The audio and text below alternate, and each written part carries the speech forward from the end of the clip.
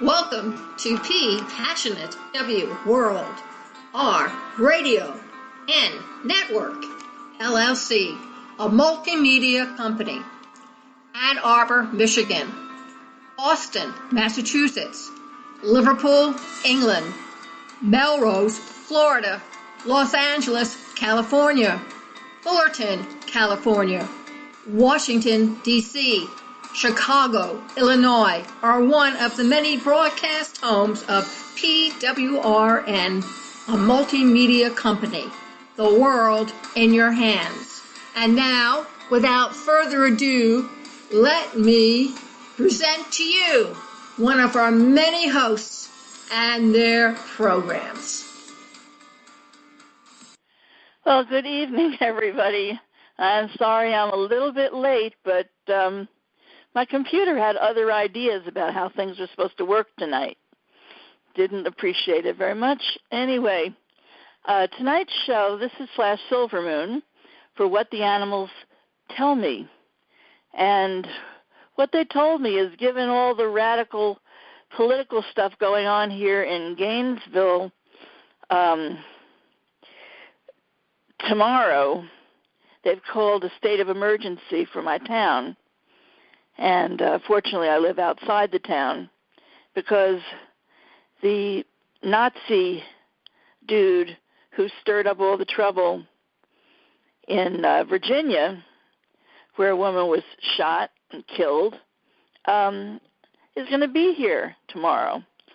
So I thought about my radical days, not that these aren't, and I thought about the story of radical life with Susie Creamcheese. So I'm going to share that story with you today, and I hope you enjoy it.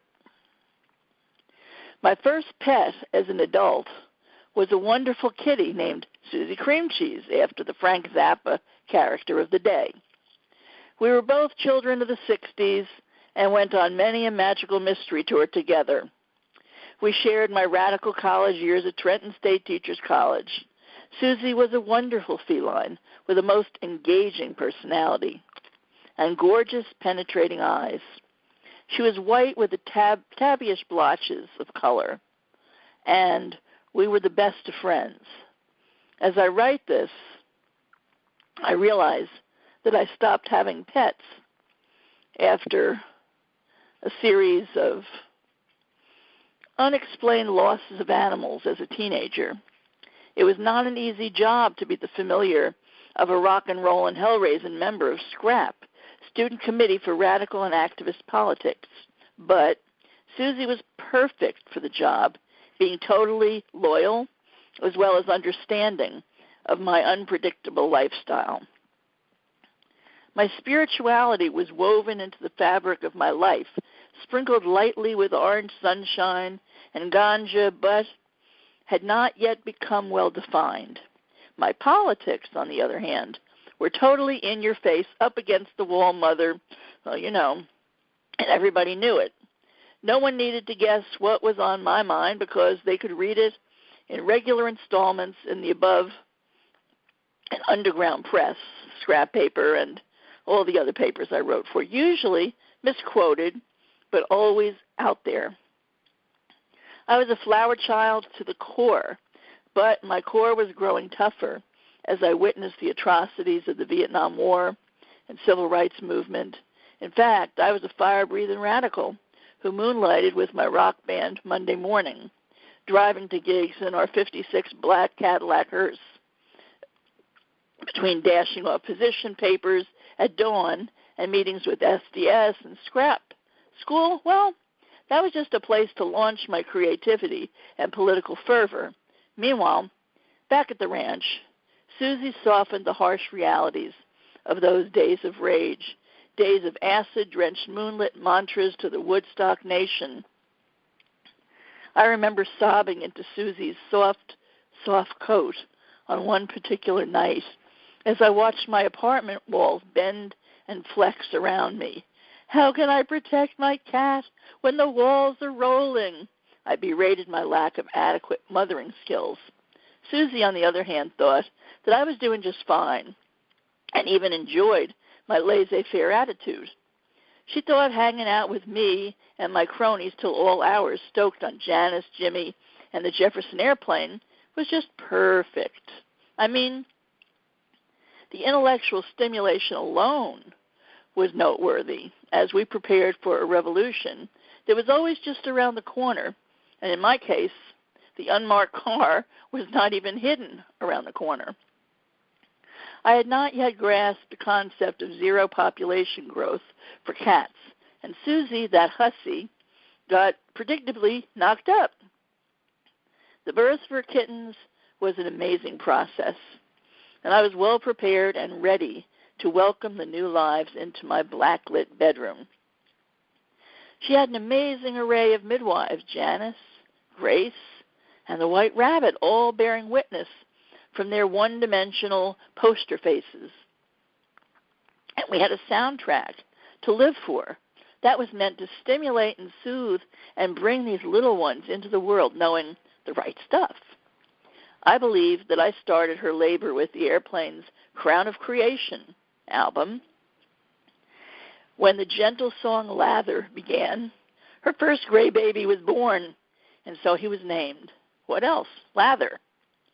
Susie's second kitten was not so easy, and I put Janice on the box so she could try just a little bit harder. Finally, I saw what was the matter. This one was breech, and was in fact coming out ass backwards, and so she earned her name. A little electric music for the mind and body, and burly country Joe was born without the fish. Next came Che and Angela Davis, of course, respectively, and Susie's first family was alive and well and suckling in peace. Susie always looked like she had makeup on her piercing eyes that could bring you to the deepest truth in one glance. She had the knowing gaze of a very wizened crone and the spirit of Artemis. Those eyes saw me through the death of my hero, Janice, and the subsequent daily visitations of her spirit. These visitations, more than anything else in my life, pushed me into a fast track of spiritual discovery as the boundaries of what was reality and what was not became stretched to the max. I felt like I had a roommate, and I don't mean Susie and the kittens either. It was Janice.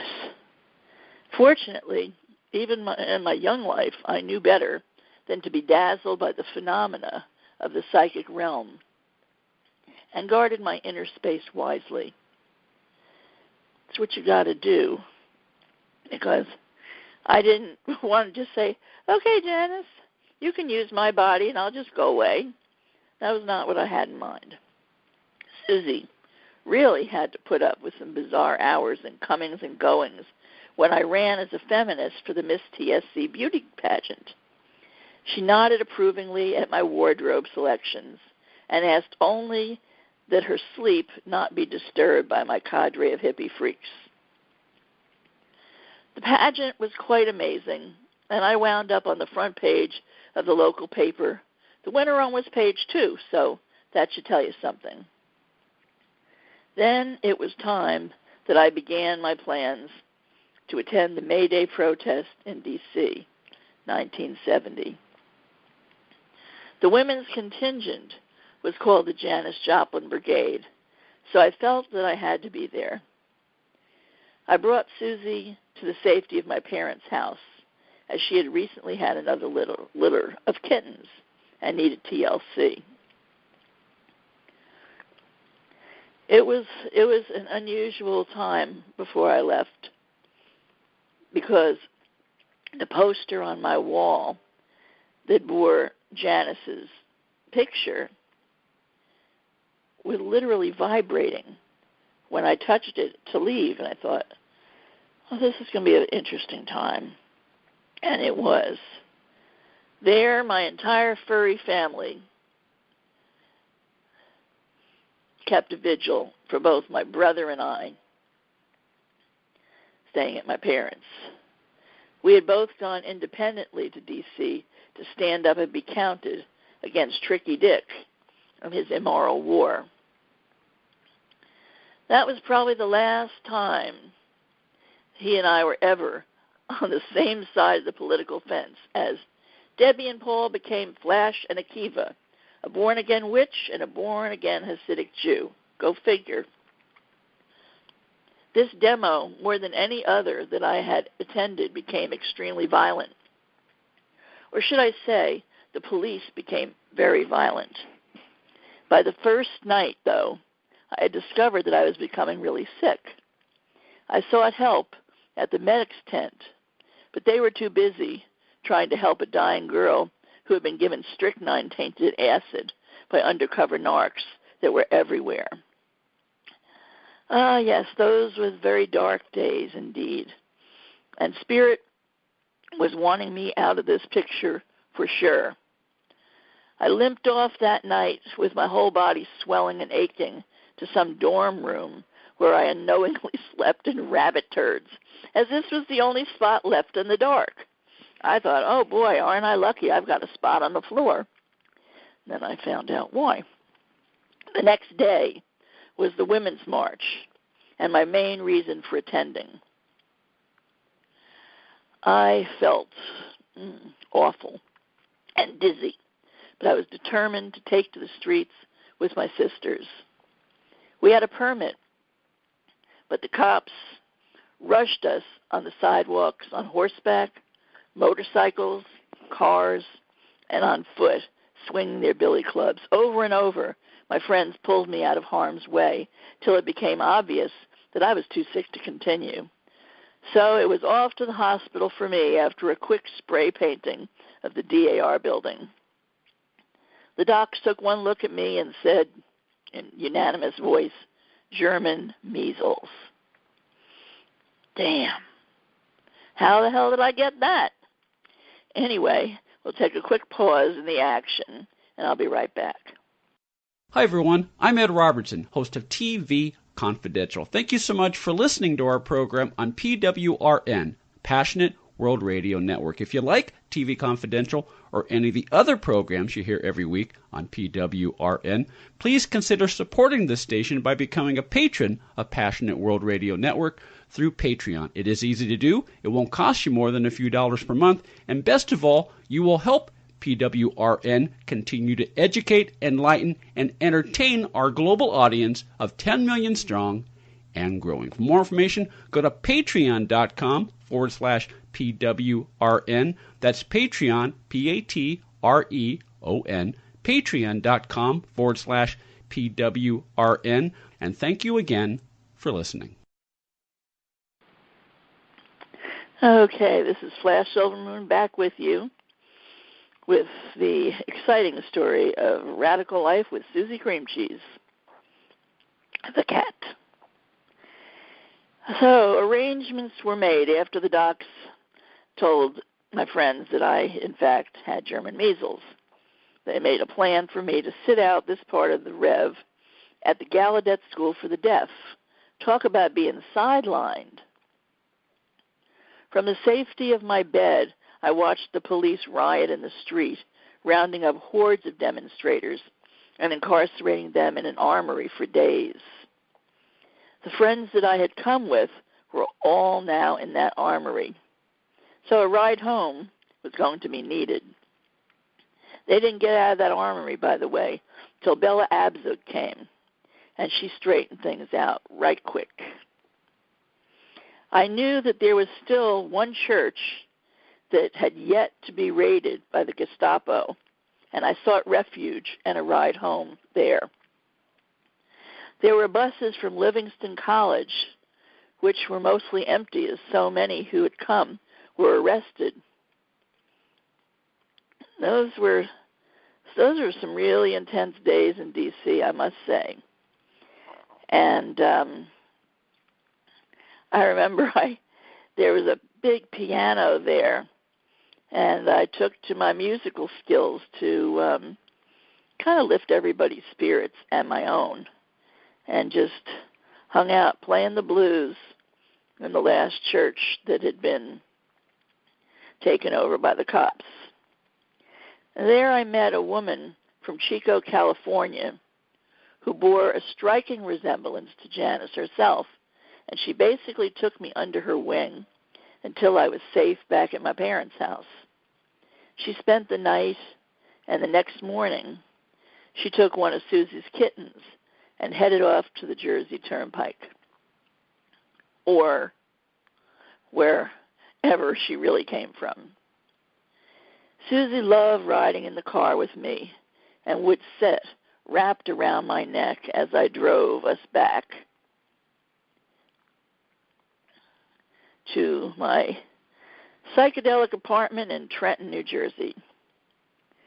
And I wish to the goddess that I never took her back there, though. I really wish that never happened. My neighbors and the feds hated me for running a radical newspaper from my basement. So one day, when I was at school, some of them came to my house and stole Susie and all of her kittens, and most likely murdered them to punish me. Those cats were always waiting for me, and that day they were nowhere to be found. Nor the days after, and the days after, and the days after. That pain was so intense that even now I can barely speak or write about it. My inside just froze from then on, and I retreated more and more from the world. Soon I would graduate and leave Trenton and this pain behind, or so I had wished. I'm still haunted by the fear of coming home to murdered or disappeared animals, and the sharing of their stories in this book, Lifetime Companions, is my way of honoring their memories and exorcising the pain.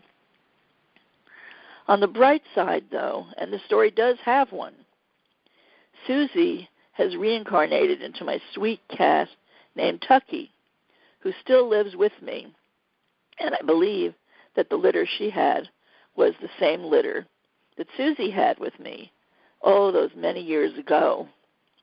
Lather became Crystal Cat, As Backwards became Jade, and Country Joe became Lionheart, all of whom have since passed, but Lion is now Red Bear, who will have a name change perhaps today to Red Lion in honor of his new eunuch status. I believe that Jade reincarnated into Magic, who became Wizard, who became Star. I'll tell you all about these characters in future tales. And what's important to remember is that love never dies.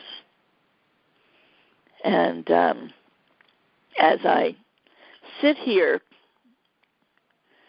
with the promise of martial law in my town, and not exactly feeling top-notch with a tad of the flu and a couple of other things going on, I realize that this is not the day for me to go tangle with police and tear gas and to take a more spiritual approach to what's going on in town, knowing that I do have plenty of friends who are going to make a barrier to keep the Nazis out of Gainesville, because Richard Spector is going to be talking there, and I don't know why that's being allowed. Well, I do know why. There's a threatened lawsuit, and everybody's being encouraged not to show up, which I think is a damn good idea. Let him talk to empty seats. But for those of my friends who are going to go and make a stand and make sure that people don't feel that having Nazis and Klansmen free to walk the streets is a good idea, thanks to our lovely president who's made it safer for those types to be out and about. I intend to hold the space here tomorrow spiritually, which any of you who are listening, I encourage you all over the country, all over the world, whoever is listening, to hold a nice, peaceful space for Gainesville, Florida, for most of tomorrow, that nothing but a peaceful event occurs. And that is one way that we all can work towards better energy.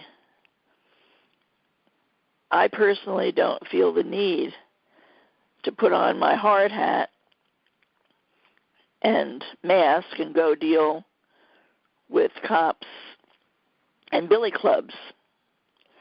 It's no longer a place where I'm strong.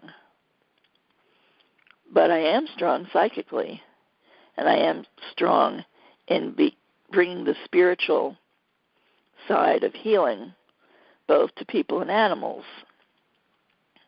That works now for me. And also, I ask for all of my animals on this side of the veil and the other to join in this work. And, that's another thing. I've lost so many animal friends in the last couple of years. And tremendous grief over that as well. But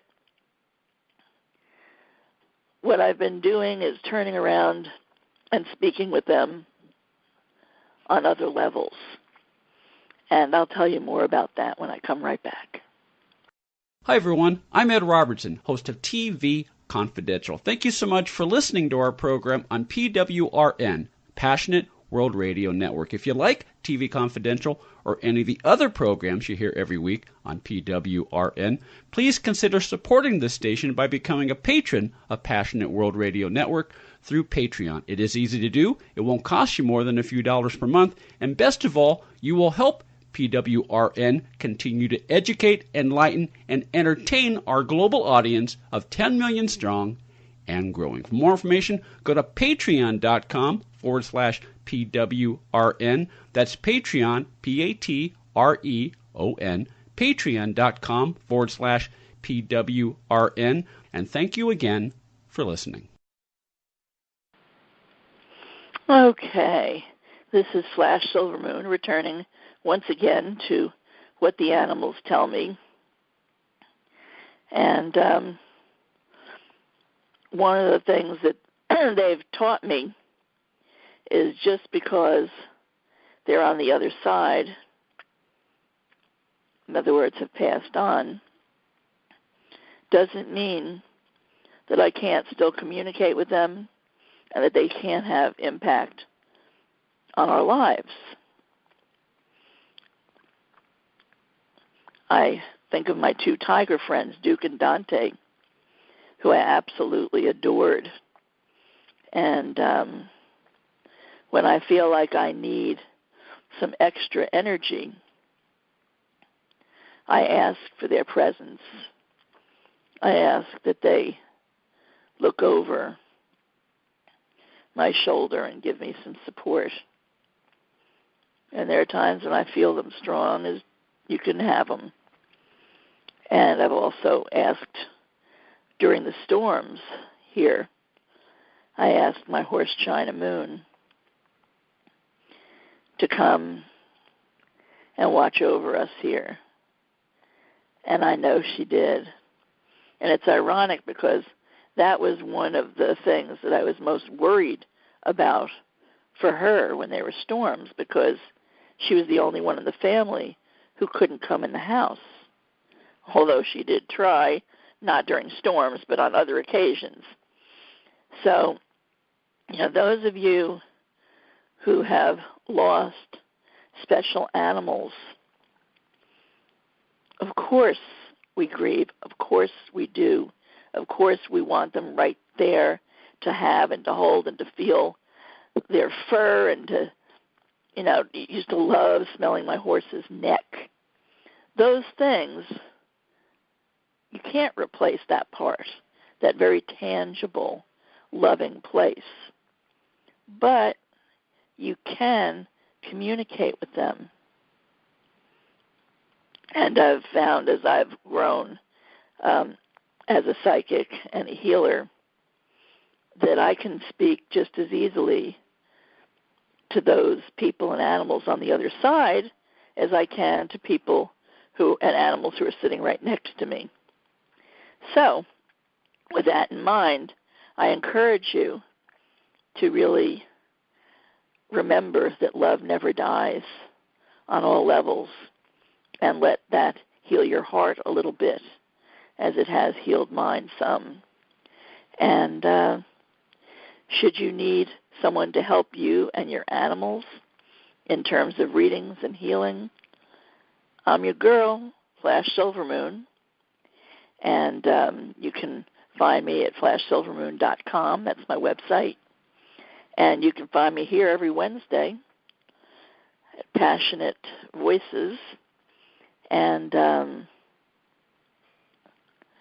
love to hear from you, to know what you're enjoying and what you'd like to hear more about. Always available to do this work. Flash Silvermoon 352-475-2432. Many, many blessings to all of you. Thank you for listening to Passionate World Radio Network, a multimedia company. You can listen to this program all over again at PassionateWorldRadioNetwork.com, Facebook.com/PWRN, Twitter.com/PWRN, GooglePlus.com/PWRN. Distinguish yourself from the ordinary. And remember, please keep listening.